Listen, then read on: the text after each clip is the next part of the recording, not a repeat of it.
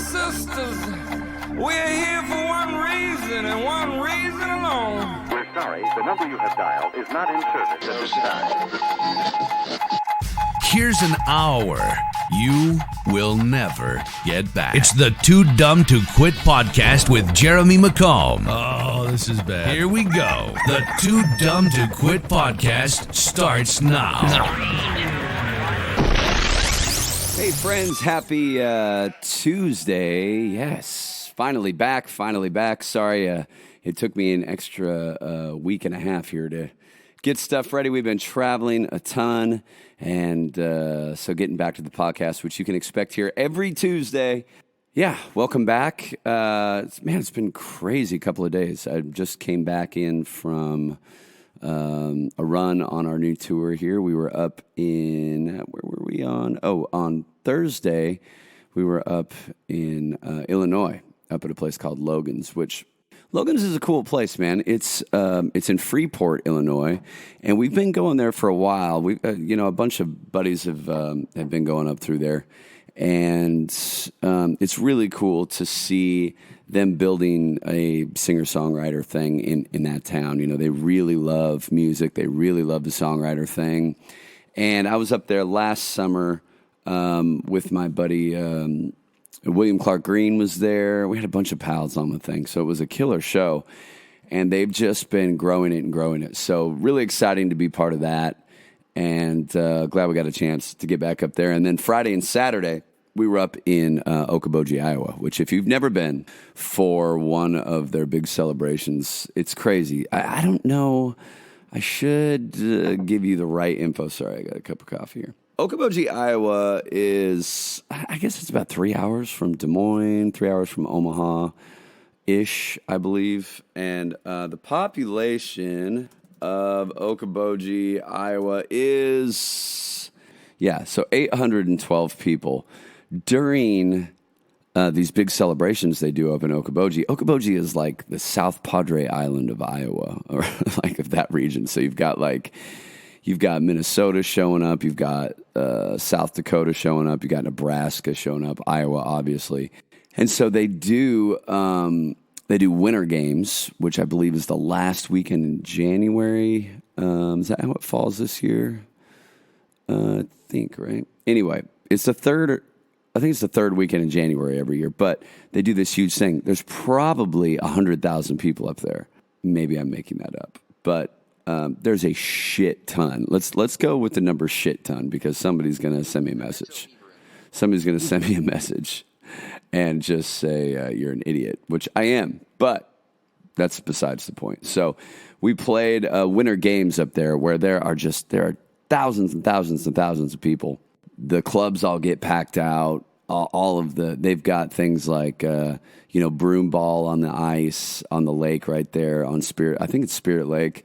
And then they've got it's West Okoboji Lake, I guess. And then there's Spirit Lake. There's like 4 lakes in this whole area, and they freeze over, and they do all these games where you can bet on how long it's before the car in the center of the lake like falls into the water and shit like that. The fire department, I think, puts that on. But we were at Winter Games up at Nautical with my buddy Dan Important, or Dan Olson, from the band Sack of Lions. And man, we just 2 unbelievable kick-ass nights. Capacity crowds, line out the door. Hell of a good time. So big thanks to Nautical for hosting the tour stop, and my buddy Dan Important too.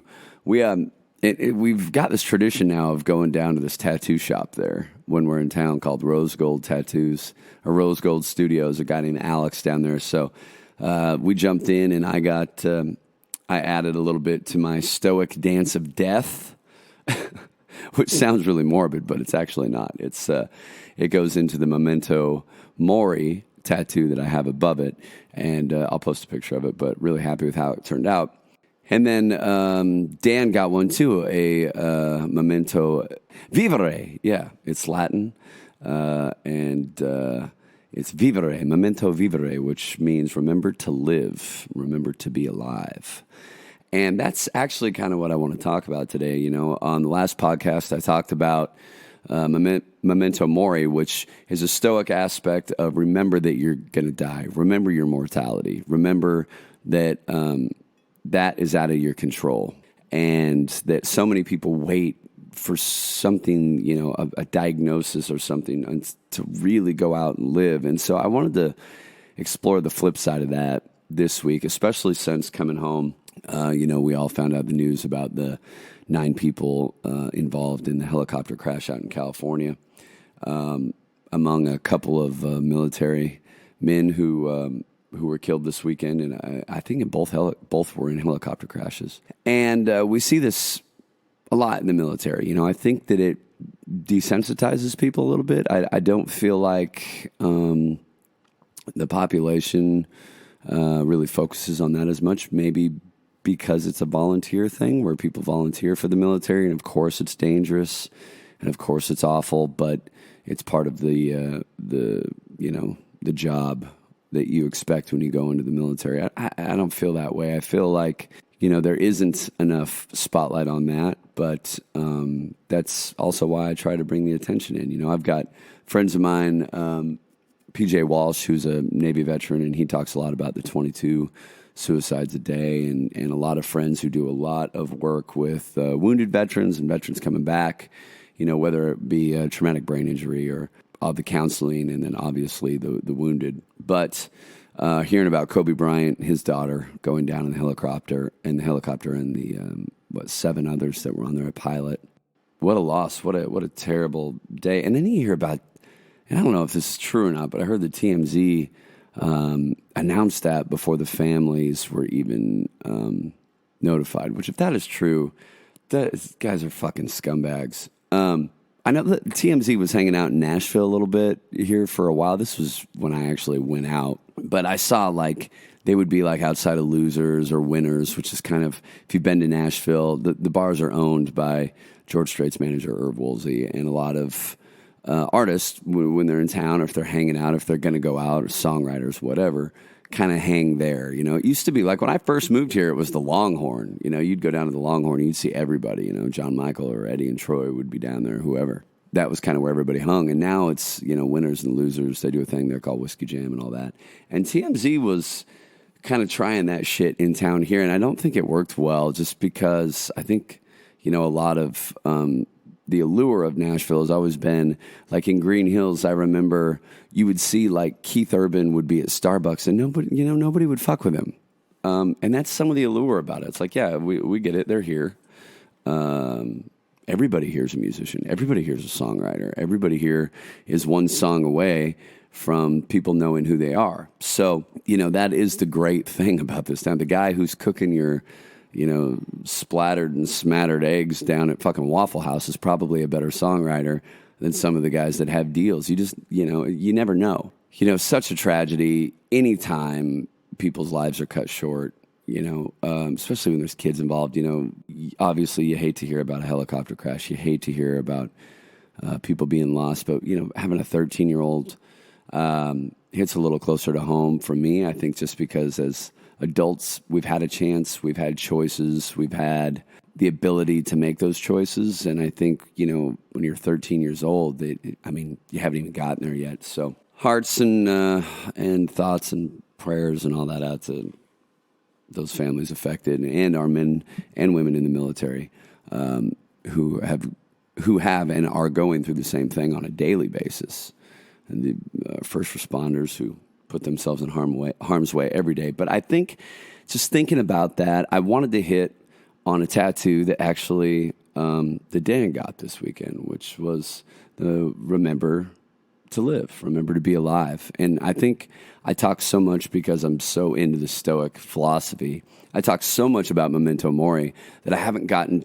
at least on this podcast, to the other side of that coin, which is, while yes, you have to remember your mortality, you have to remember we're all going to die. We all have a terminal disease of being born, and none of us know when our number's up. But sometimes we see people wait until the time is numbered. You see people at the end of their lives going, God, I wish that I would have just learned to sail instead of working a fucking job that didn't care about me out, or whatever it is, whatever the passion is. So on the flip side of remembering your mortality is remembering to live. Remember the things that you love. Remember to enjoy all of this. Any minute you spend in agony or stress or worry is all based on our thought process because we're allowing those things to have power on us. Yes, life is full of anxious opportunities for you to lose your shit over something. Whether you're like the other day,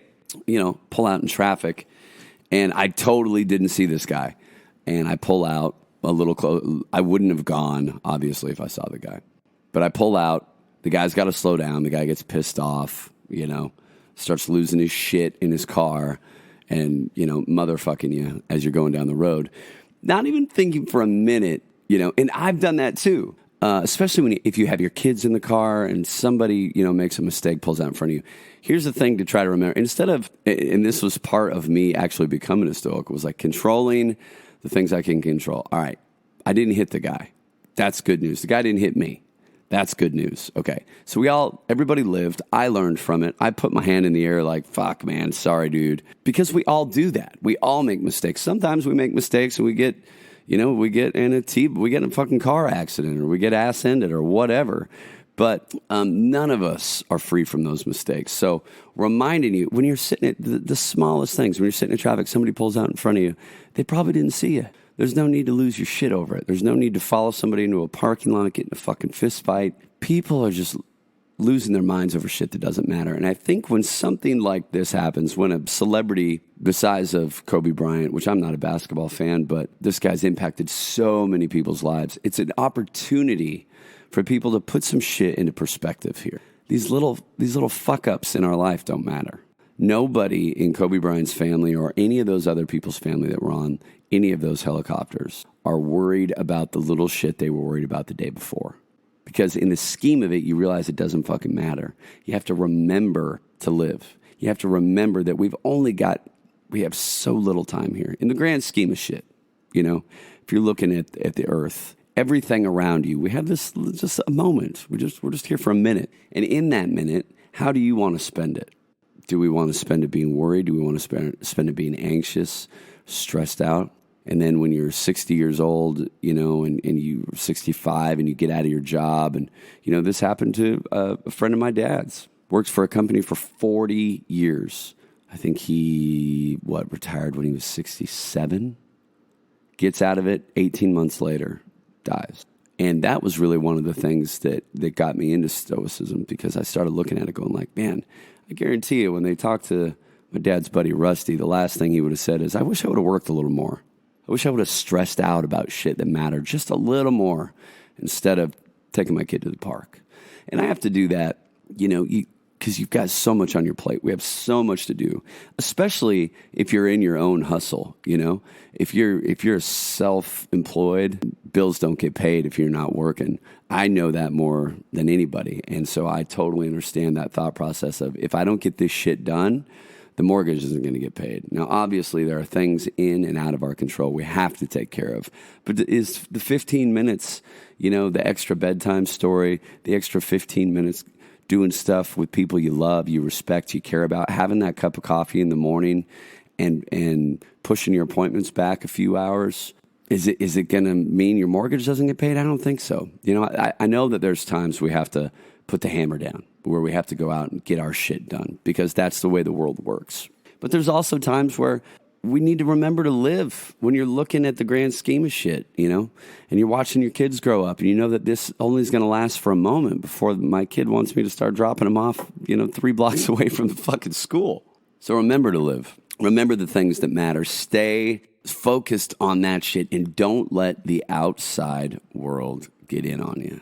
Don't let the news piss you off. Don't let the politics piss you off. Because look around.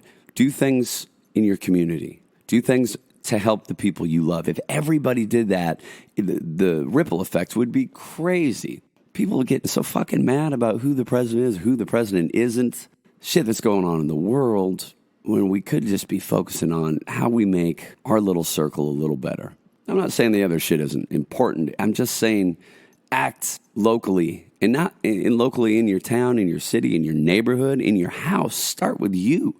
Start with the people you love. Start with the people around you. It's like Seneca said, there's a book that Seneca the Younger, this book's 2,000 years old, at the advent of Stoicism, and Seneca is looked to be one of the godfathers of it. He said it was generally agreed that no activity can be successfully pursued by an individual who is preoccupied. Not rhetoric, liberal studies, whatever it is. When the mind is distracted, it absorbs nothing deeply, but rejects everything which is, so to speak, crammed into it. And I talk about this, with my daughter here and there about studying. I'm like, look, you just retain what you retain.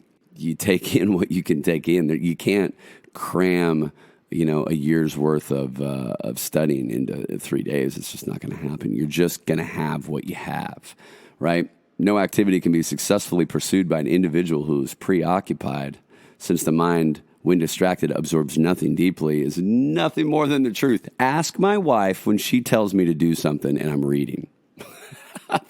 I can't do this shit. I cannot. And I know that there's people who multitask, even multitasking in certain forms in my life is impossible to do. I can't read or write something and listen to what someone is telling me. Not comprehending, at least. I can listen and I'm taking in what my wife is telling me, but at the end of it, if she goes, what did I just say? I'm like, oh, fuck, here we go. I did it again.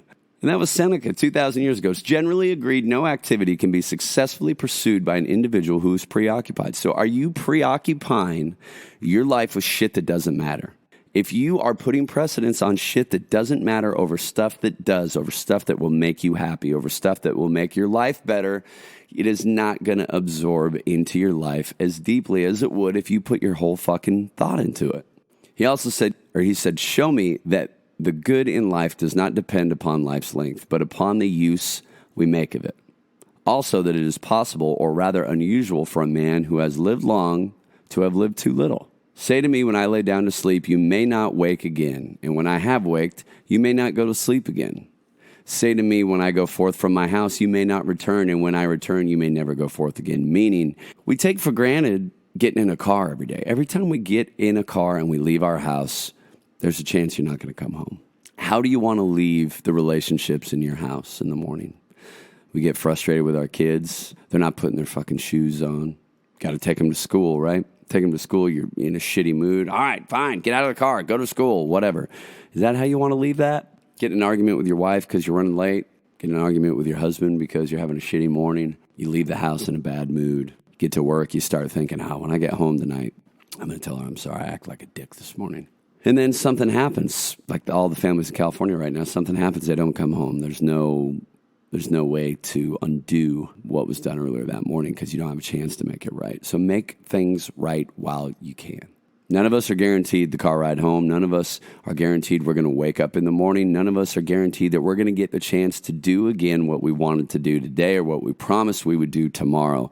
The only minute we have right here is right here, what's in front of us. Remember to live. That's the big thing for me today, especially when you start looking at this stuff, And the helicopter things, it's like, that's Troy Gentry. They're getting ready to play a fair. Sound check, band set up, takes a ride over the fairgrounds, doesn't get a chance to come back down. These families on their way to a basketball game, they don't get a chance to make it to that game. They don't make it a chance to go back home. These men and women, overseas in this helicopter crash that just happened, don't get a chance to come home. You do. If you're walking in your door right now, you got to be thankful for that. You got to remember that. You got to remember sometimes to just let the little shit go, take care of the stuff that matters, and don't get lost in the distractions in the world, in the ego, in the bullshit that goes along with it. It's easy, even as adults, to get lost, especially as adults, I should say, to get lost in ourselves.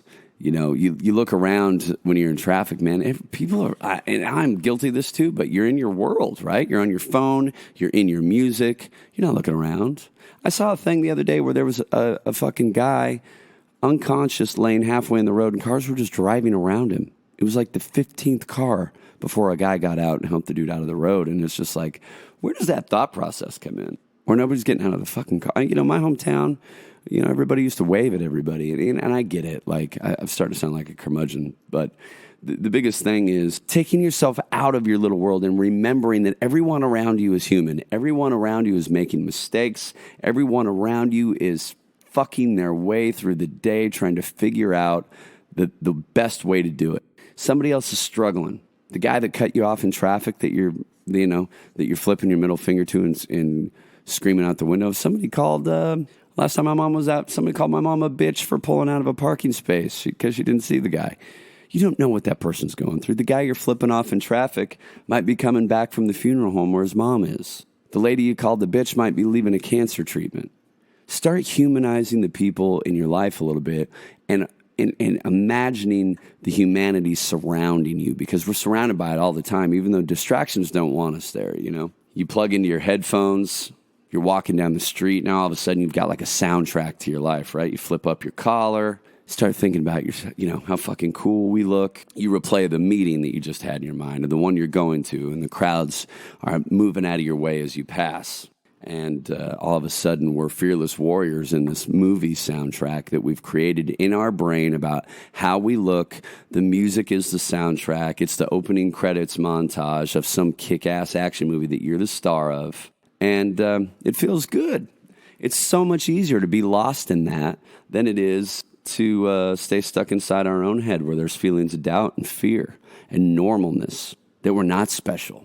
Because while each of us has our things that we're good at, there's nobody better than anybody else. And once you remove the ego from that, once you remove that self-importance and start looking more of how can I do more and be less? How can I live more in the moment of what I want to do? So anyway, that's my rant for the day, friends and neighbors, here on the old Too Dumb to Quit podcast. And to go right along with this, there's a song, the fucking Grammy Awards were last night. I don't watch a lot of the award shows, especially country music award shows. I don't watch any of those. But sometimes I'll click on, like I watch the Golden Globes sometimes just for especially with the Ricky Gervais thing, because I thought the monologue was amazing. But once in a while, I like to pop in on the Grammys just because you get to hear so much different music than what I normally listen to. And I was excited to see what was going to happen with the Billie Eilish Phineas thing. Phineas is her brother, and she's the biggest thing in pop music right now. And I just always hope that that the show isn't just going to be uber political, because I just don't fucking care. I don't want to hear about it. I know that there are real world problems that everybody's fucking worried about, and I can't control any of them. All I want to do is be a good person, help the people around me. And it's not burying your head in the sand. All of us have our convictions, but again, it goes back to that thing I always say. When I pull over to help somebody on the side of the road, if somebody needs help, I don't give a shit who they voted for. I just don't. I just want to be a good person. And so I don't like to get caught up in the political stuff, but I did want to see Billie Eilish perform, which she sang her ass off. The thing I was the most proud of last night, I know Ashley McBride, who's a friend of ours, she was up for a Grammy, and I thought there was some really promising things at the Grammys. None better last night than Tanya Tucker doing a song called Bring Me Flowers. If you didn't hear it, it's a song she wrote with Brandi Carlile. A couple other people were on that tune too, I think. I had to listen to it like 5 times. I've listened to it 5 times this morning. Or Bring My Flowers Now, that's what it's called. And I can't play it on here because of licensing agreements. But what I'm going to try to do is I'm going to try to run through it on my guitar. I'm going to try to play it for you. I heard it for the first time last night. Impacted me deeply, and it goes right along with the thing that we're talking about. So I want to thank you guys for tuning into the Too Dumb to Quit podcast. Tell your friends and neighbors. Help share this thing and spread some positivity. And remember to live. Not just that we're going to die. Remember to go out and chase what you're wanting. So before I get into the song, want to let everybody know this week I'm doing a super rare Nashville show. So if you're around the Nashville area, this Thursday night, 6 o'clock at the Analog Room in the Hutton Hotel, downtown Nashville, 6 p.m. It's free to get in. There's no cover.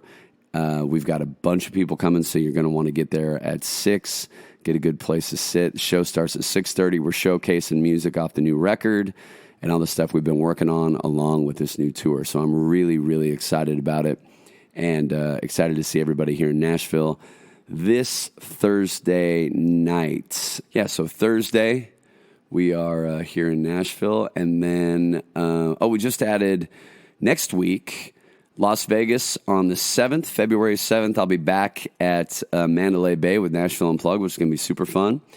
And then on the 9th, we're back in Yuma, Arizona, doing the Howlin' at the Moon after party again with Kelly Hughes. This is going to be a big one. It's going to be a huge one. It's going to be my last one of the year out there. And then headed up to Idaho to jam with my buddy Colt Ford. We're going to be playing together at Nashville North and State Line, Idaho. And yeah, so it's going to be awesome. Can't wait. And I think we're going to Seattle with him too the next night on the 13th. So lots of stuff coming up as this tour progresses. February 22nd, going to be back in Huntington, West Virginia. It's going to be amazing. Check out jeremymcomb.com for all the tour dates. Hope everybody's doing good. Happy Tuesday, friends. And here is this new song from Tanya Tucker. I'm probably going to butcher it. I heard it for the first time last night. It's called Bring Me Flowers Now. Hopefully you guys like it.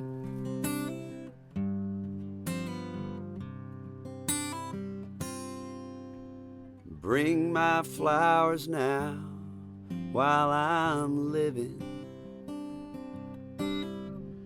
I won't need your love when I'm gone.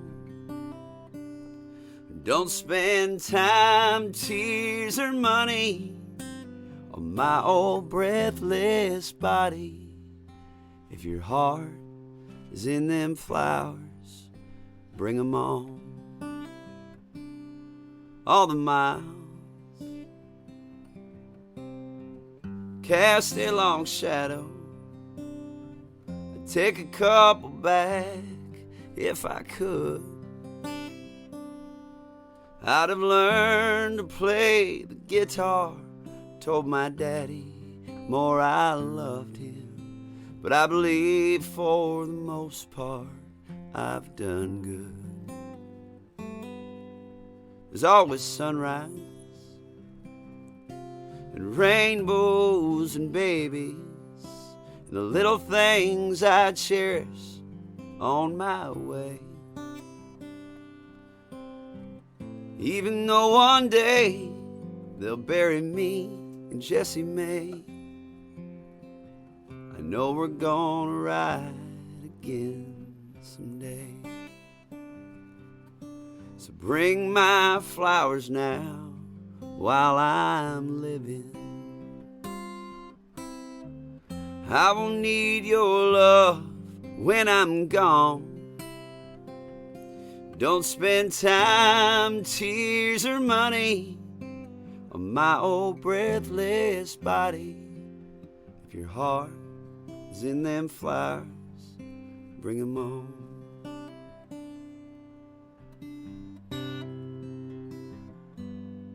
The days are long, the years are like lightning. They're bright and they will never strike again. I wish I'd been a better friend, a better daughter to my mother. Ain't no going back when your back's against the wind. So if you've got love, you're sitting on a gold mine. You can't take it with you when you go. So don't wait to help your sister. Forgive your brother and your neighbor. We all think we got time until we don't. So bring my flowers now while I'm living. I won't need your love when I'm gone. Don't spend time, tears, or money on my old broke down body. If your heart is in them flowers, bring 'em on. If your heart is in them flowers, bring 'em on.